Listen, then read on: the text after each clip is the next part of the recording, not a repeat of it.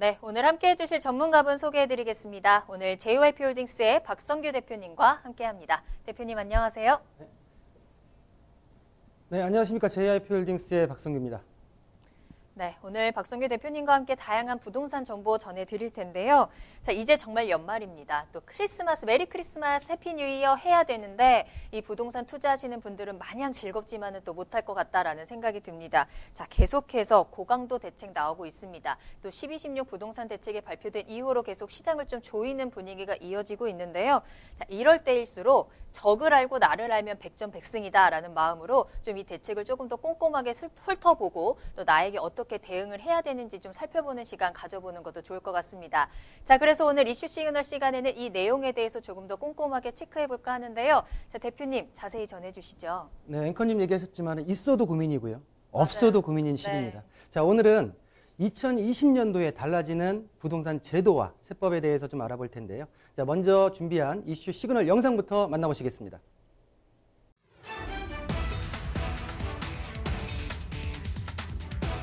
정부가 지난 16일 서울을 중심으로 한 수도권 지역의 주택시장 급등세를 잡기 위해 부동산 안정화 방안을 발표했습니다. 현 정부의 18번째 부동산 정책인 12.16 부동산 대책에는 투기적 대출 수요 규제를 강화함과 동시에 주택 보유 부담을 늘리는 형태의 강도 높은 대책이 담겼는데요. 먼저 서울 강남권 등 시가 15억 원이 넘는 아파트를 거래할 때에는 주택담보대출이 금지되고 주택 가격 구간에 관계없이 적용하던 담보 인정 비율은 9억 원을 기준으로 구간을 나누어 더욱 철저히 심사합니다. 9억 원 이하분에 대해선 동전대로 40%가 적용되지만 9억 원을 초과하는 주택은 초과분에 대해 20%만 적용됩니다. 민간택지 분양가 상한제 적용 지역도 대폭 늘어났습니다. 정부는 지난달 7일 서울 강남권을 중심으로 27개 동을 민간택지 분양가 상한제 지역으로 적용했었는데요. 이번에는 서울 13개구 전 지역과 5개구 37개 동, 경기도 과천, 하남, 광명시의 13개 동을 추가하는 등 더욱 강도 높은 부동산 대책을 내놨습니다. 사전 예고 없이 철저한 보안 속에서 발표한 12.16 부동산 대책, 한층 강화된 규제를 알아보고 향후 전망에 대해 더욱 자세히 살펴보겠습니다. 네, 영상에서 12.16 부동산 대책, 많은 전문가들이 대책에 대해서 세부 내용을 얘기를 했는데요. 저는 이 시간에 세부적인 내용보다는 우리 시청자분들께서 가장 헷갈려하는 그리고 우려를 범할 수 있는 시점, 언제부터 적용이 됐고 언제부터 적용이 진행되는지에 대해서 좀 말씀을 좀 드리고요. 자, 중요한 거는 이 대책이 왜 발표됐는지가 중요한 게 아니라 어차피 정책권자가 나름 정책을 발표하기 위해서 만들었다고 하게 되면 이 부분 자체를 받아들이는 우리 시청자들, 우리 국민들이 어떻게 하면은 이 부분 자체를 나에게 맞게 맞추어서 활용을 할까라는 부분 자체에다 포커스를 맞춰서 말씀 좀 드리겠습니다. 자, 잠깐 우리 앵커님한테 우리 어렸을 때요. 상처가 나잖아요. 네. 상처가 나면 어른들이 뭐라고 하죠? 자꾸 만지면? 건드리지 마. 덧나 흉터나잖아요. 그렇죠. 네. 자, 이번 대책 우리 영상에서 만나봤듯이 18번째, 현 정부 들어서 18번째입니다. 자, 그리고 종합부동산 18번 중에서 대출과 세금, 그리고 공급에 대한 부분 자체로 종합적으로 나온 대책이 3번이 있었죠. 그 3번 중에 12월 16일 부동산 대책이 발표됐는데요. 자, 중요한 거는 가장 크게 내용들을 말씀드리기 전에 큰 내용에 봤을 때는 우리 은행권에 있는 금융권 사람들도 헷갈려 하고요. 그리고 이 발표를 봤던 우리 국민들도 저 내용이 뭔가라고 하면서 굉장히 물음표를 그리는 분들이 많아서 질문 내용이 굉장히 많았었습니다. 또한 어떤 느낌이 드냐면 불과 2, 3년만 전만 하더라도 서울권의 아파트가 중위가격이 6억대였어요. 현 시점에서 서울권 중위가격이 8억 7천입니다. 많이 올랐죠. 또한 이번 대책을 통해서 15억 아파트, 시가 15억 아파트들은 대출을 전면 금지한다. 자, 이 내용은 뭐냐면 15억 아파트들을 매입하기 위한 장벽 자체가 굉장히 높아졌다. 우스갯소리로 정확하게 메이저리그와 마이너리그 부분 자체가 나눠진 형국이 아닌가라는 것을 개인적인 소견을 한번 말씀을 드리면서요. 자, 지금부터 말씀드리는 거는 12.16 부동산 대책 추진 일정, 적용 시점에 대해서 언제부터 적용이 되는지. 자, 발표 다음 날인 17일부터 17일부터 적용이 되는 내용들입니다.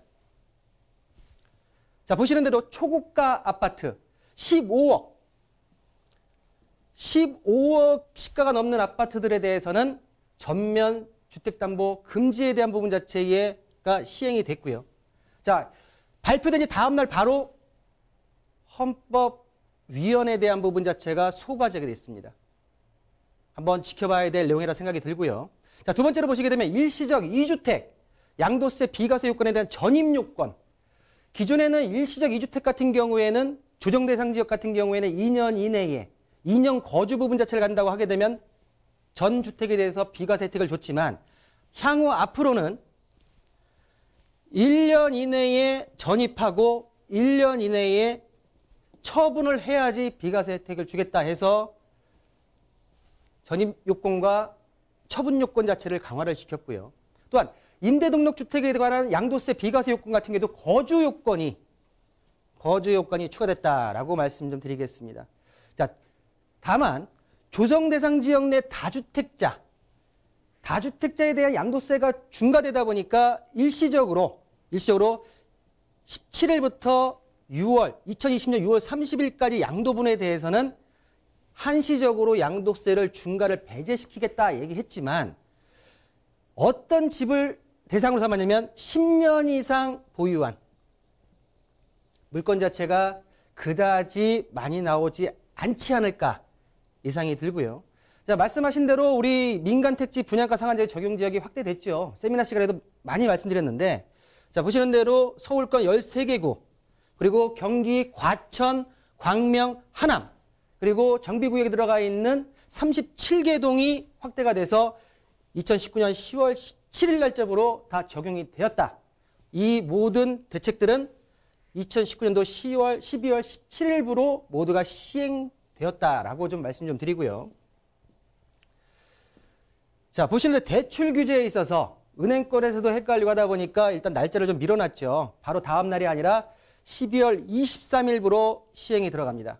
자, 보시는 대로 시가 9억 초과 담보대출, 주택담보대출 LTV에 대해서 9억 이하는 기존의 40% 그대로 9억 초과분에 대해서는 20%만 해주겠다.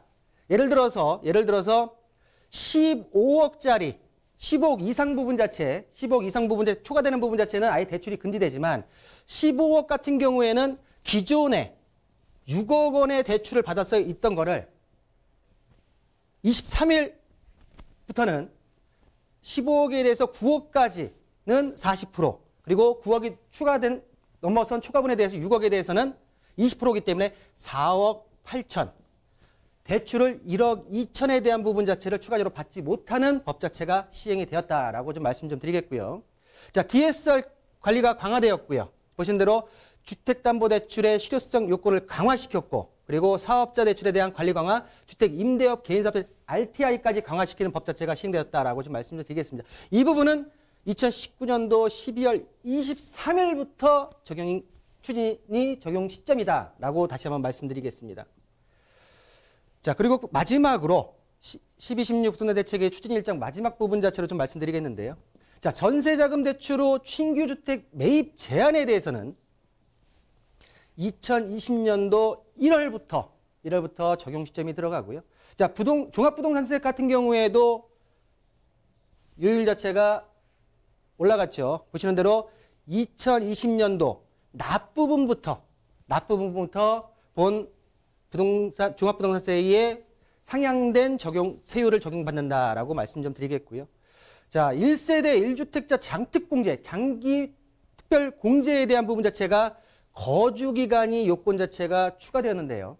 제가 좀 이따가 달라지는 제도에서 말씀드릴 텐데 보게 되면은 적용 시점이 2021년도 1월 1일부터 양도분에 한해서 적용이 됩니다. 그러면 실질적으로 2020년도 1월부터 2012년도까지 12월까지 1년 동안은 세법이 변경돼서 1년 동안 한시적으로 운영되는 법이 있는데요. 이 부분 자체는 제가 뒤에서 한번 다시 말씀드리는 걸로 하고요. 자, 분양권은 주택수의 기존의 수에 들어가지 않았습니다. 분양권과 입주권에 대해서 헷갈려 하시는 분이 있는데 입주권 같은 경우에는 조합원 자격으로 내가 입주할 수 있는 권리고요. 분양권 같은 경우에는 입주권이 아니라 일반 분양에 있어서 분양권을 가졌을 때는 주택수로는 보지 않았는데 분양권 자체도 앞으로는 2021년도 1월 1일부터 양도분에 한해서는 주택수로 보겠다라는 부분 자체가 있고요. 자, 단기보유 양도세 차등 적용.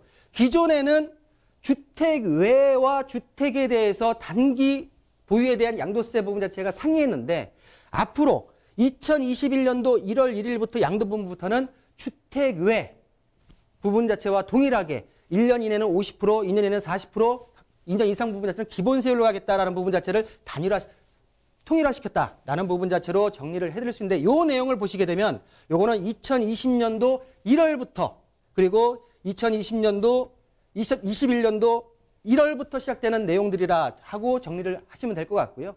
중요한 건 뭐냐면 언제 어떻게 진행이 됐는지에 대한 부분 자체를 몰라서 실수라는 부분 자체가 있기 때문에 제가 볼 때는 이 추진 일정에 대해서 어떻게 적용 시점이 되는지에 대한 부분 자체를 한 번쯤 우리 시청자분들께서 알 필요가 있다라는 부분 자체를 좀 말씀을 드리겠고요. 그러면 워낙 큰 부동산 대책이 나왔기 때문에 세부적으로 기존의 법령이 변경돼서 2020년도부터 달라지는 제도가 있습니다. 요거를 지금 간과하고 넘어갈 수가 있는데 요 부분 자체를 잠깐 체크를 좀 해드릴게요. 자, 보시는 대로 부동산 거래 신고, 우리가 매매 거래 신고를 할 경우에 2020년도 2월 21일부터는 기존에는 60일 이내에 신고를 하면 됐지만 앞으로는 30일 이내로 신고의 기간 자체가 단축이 됩니다. 신고기간 내에 신고하지 않을 경우에는 과태료가 500만 원 이하의 과태료가 부과되고요. 또한 부동산 거래를 했다가 해제 신고를 하는 경우, 계약이 깨졌어요. 해제 신고하는 경우에도 의무화가 생겼는데요. 보시는 대로 확정된 계약 부분 자체가 취소되거나 무효된 부분 자체 확정된 날부터 30일 이내에 신고를 해야지 이 과태료 부분 자체의 부과가 없다라는 부분 자체를 우리 시청자들이 꼭 알고 넘어가셔야 된다라고 좀 말씀 좀 드리겠고요. 자, 두 번째, 우리 주택임대 사업자들, 사업자, 기존의 세제 혜택이나 아니 해제 혜택을 받지 못하는 물건들, 아니면 특히 뭐 사업자 등록을 할 필요 없을 때 경우에는 사업자 등록을 안 했어도 큰 어떤 부담이 없었죠. 근데 2020년도부터는 주택사업자 등 미등록 시에는 가산세가 부과가 됩니다. 자, 사업자 미등록 가산세 같은 경우는 2020년도부터 주택임대 소득자가 소득세법에 따른 사업자 등록을 하지 않았을 경우에 주택임대 소득금액의 0.2%를 가산세로 부담하게 되고요. 주택임대 수익금액이 있는 경우에 상속세가 없어도 사업자 미등록 가산세를 부담할 수 있다는 부분 자체의 내용입니다. 자, 2019년도 12월 31일 이전에 주택임대 사업자를 개시한 경우에는 2020년도 1월 21일까지 관할 세무서에 사업자 등록을 신청해야 된다라는 부분 자체가 2020년도부터 달라지는 제도다라고 좀 말씀 좀 드리겠고요. 또한 우리 임대소득이 있는 분들 같은 경우에 지금 이 내용을 많이 들어보셨을 거예요. 연 2천만 원 이하까지는 소득세 과세가 없었죠. 근데 앞으로 2020년도부터는 2천만 원 이하라 하더라도 소득세가 부과된다. 일단 보시게 되면 주택임대 소득 전면 과세 내용이고요. 그동안 비과세되어 왔던 수익금액 2천만 원 이하 주택임대 소득에 대해서 2019년도 귀속분부터 소득세가 과세된다라는 부분 자체고요. 자, 월세 임대 수입이 있는 2주택자 이상, 보증금 합계가 3억이 초과하는 3주택자 이상자는 2019년도 귀속 임대주택 소득에 대해서 2020년도 6월 1일까지 신고를 의무적으로 해야 합니다. 자, 그럼 이런 신고 같은 경우에는 다만 연간 주택임대 수익금액이 2천만 원 이하일 경우에는 종합과세나 분리과세 중에서 선택하여 신고할 수가 있고요. 분리과세 선택이 신고할 경우에는 세무서 시군구 구청이나 임대사업 모두 등록 시에는 필요경비율과 기본공제 혜택을 받을 수 있는데 필요경비율 같은 경우에는 사업자 등록했을 경우에는 60%, 미등록일 경우에는 50%의 필요경비율을 혜택을 받을 수가 있고요. 기본공제 같은 경우에는 사업자 등록을 했을 경우에는 400만 원까지 미등록했을 때는 200만 원으로 공제를 받을 수 있다라는 내용을 2천만 원 이하의 주택임대 소득에 대한 부분 자체 과세가 전면적으로 시행됐다라는 부분 자체를 말씀드릴 수가 있겠고요. 자, 또한 취득세율에도 좀 변경이 되는데 구간별로 기존에는 6억 이하 같은 경우에는 1%, 그리고 6억 이상부터 9억 이하 같은 경우에는 2%, 9억 이상부터는 초과분에 대해서는 3%의 취득세율이 지금 부과가 됐습니다. 근데 2020년도 1월 1일부터 적용 예정인 취득세율 같은 경우는 3주택자 이상 같은 경우에는 6억 이하와 9억 초과분 같은 경우는 동일하고요. 6억 이상부터 초과부터 9억 이하 부분 자체까지가 100만 원 단위로 세분화가 되었다. 그래서 보시는 대로 7억 5천, 중간값 7억 5천 같은 경우에는 2% 부분 자체로 동일하고요. 자, 내용적인, 이 금액적인 부분은 뒤에서 말씀드리기로 하고, 그러면 3주택, 4주택 이상인 자 같은 경우에는 그러면 이 취득세 부분 자체에서 감면 혜택이 아니라 모두 4주택부터는 4%에 대한 부분 자체로 취득세율을 매기겠다라는 부분 자체가 2020년도에 달라지는 취득세율 세율이다라고 좀 말씀 좀 드리겠고요. 그러면 요 내용 부분 자체를 금액적으로 좀 환산을 시켜볼 텐데요. 자, 보시는 대로 7억 5천의 주택을 거래가 신고를 했을 경우에는 동일하게 납부세액이 1,500만 원으로 동일합니다. 그러나 7억 5천 미만으로 갔을 때는 금액 자체가 좀 줄어들고요. 7억 5천 이상으로 갔을 때는 지금 금액대가 264만 원, 891만 원 증가하는 부분 자체로 지금 볼 수 있기 때문에 향후 취득세율에 대한 부분 자체도 한번 눈여겨보실 필요가 있지 않나라고 좀 정리 좀 해드리고요. 아까는 4주택자 이상 부분 자체를 말씀드렸는데요. 4주택자 같은 경우에는 취득세율이 이제 4%로 매겨집니다. 보시는 대로 1세대 4주택자 이상의 주택의 범위를 보시게 되면 1세대 4주택 이상 같은 경우에는 국내 3개 이상의 주택을 소유한 1세대가 추가로 취득하는 주택에 대해서 취득세 4%가 매겨지고요. 가장 또 중요한 건 뭐냐면 1개 주택을 공동지로 지분으로 소유하는 경우에도 공동지분의 소유자 각각 주택을 소유한 것을 보겠다라는 부분 자체가 본 4주택 이상의 주택 범위에 대한 부분 자체 내용이다라고 좀 말씀을 드리겠습니다. 자, 양도세 부분 자체인데요. 양도세 부분 자체 같은 경우는 제가 세미나 시간에 많이 말씀드렸지만 올해까지 2020년도 12월 31일까지 양도분 같은 경우에는 보시는 대로 처음 취득 부분 자체에서 마지막 취득일로부터 보유기간 자체가 기산되기 때문에 C주택 같은 경우에 1세대 2주택에 대해서 비과세를 받을 수 있었다라고 할 수 있지만 2021년도 1월 1일부터는 최종적으로 남아있는 주택이 홀로 1세대 1주택이 됐을 때부터 보유기간 자체가 기산이 돼서 2년이 충족해야지만 1세대 1주택에 비과세를 받을 수 있다는 법 자체가 바뀐다라는 부분 자체로 좀 말씀 좀 드리겠고요. 자, 양도분. 자, 아까 전에 위에서 말씀드렸던 부분 자체인데요. 자, 2020년도 양도분까지는 거주 2년이 충족했을 경우에 장특공제 8%의 적용을 받을 수 있다. 근데 2021년도부터는 어떻게 된다? 거주 플러스 보유 40%에 대한 부분 자체의 요건 자체를 갖춰야지 모두 받을 수 있다는 부분 자체가 바뀌기 때문에 이 부분 자체는 2020년도에만 해당되는 법 자체가 아닌가라고 좀 말씀 좀 드리겠고요. 자, 그럼 요율을 좀 보실 텐데요. 2년을 거주해서 들어갔을 경우에 보신 대로 8% 부분 자체로 지금 받을 수가 있고요. 내년부터는 법이 바뀌기 때문에 10년 같은 80%의 부분 자체로 장특공제를 받을 수 있다라고 좀 말씀드리겠습니다.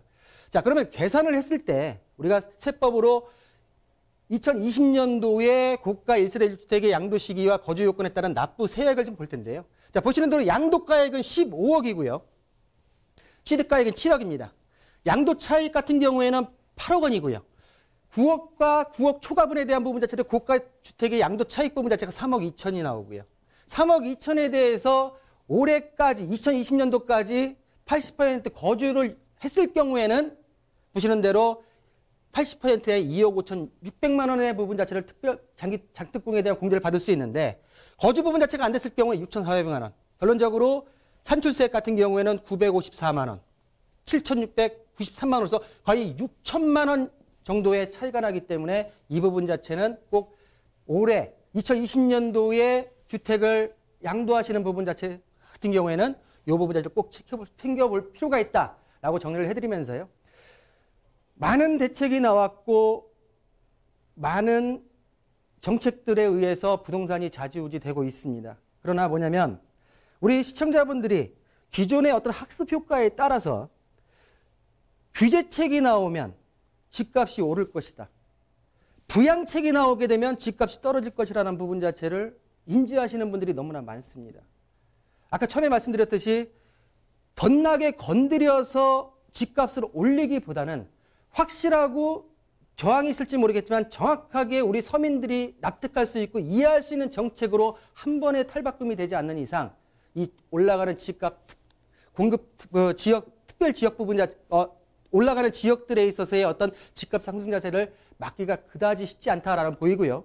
정책에 의해서 모든 정책 부분 자체가 효력성이 있겠지만 이번 정책 같은 경우에도 한 6개월 정도는 조정 기간에 들어갈 거라는 부분 자체가 있고요. 그 다음 부분 자체는 어떤 경기적인 상황에 따라서 좀 지켜봐야 되지 않을까라고 정리해드리겠습니다.